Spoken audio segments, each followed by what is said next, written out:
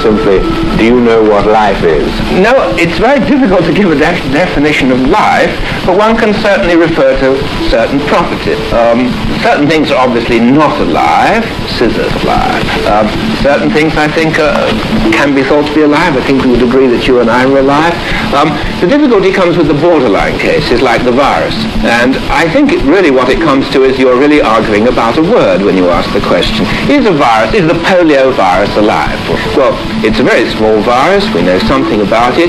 We know that it can't replicate, it can't live, it can't metabolize in any way except inside another cell. Inside a cell, I should say.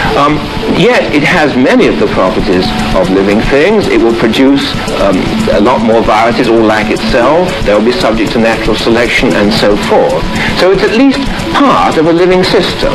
On the other hand, as you know, when it's not inside the cell, when it's in its normal, just effective state floating around, it's so inert that you can crystallize it. You can have a crystal of the polio virus. So I think this question of whether a thing is alive or not eventually becomes uninteresting, because you can describe in any particular case what is happening, and then you have to puzzle your brains to say whether what is happening fits in with the word life. And after all, who cares? What you want to know is what actually is going on. You make it all sound very simple, Dr. Crick. What I'm saying is, do we any longer have to introduce the concept of a vital force? Well, I don't think so, you see. And I think it's very interesting that if you move in biological circles, and certainly in molecular biology, nobody ever bothers to discuss it. It's never raised. It's always taken as a complete red herring, and that needn't be bothered with at all. In other words, suppose you were doing an experiment and something very peculiar happened. Nobody will say, I don't even think they say it as a joke,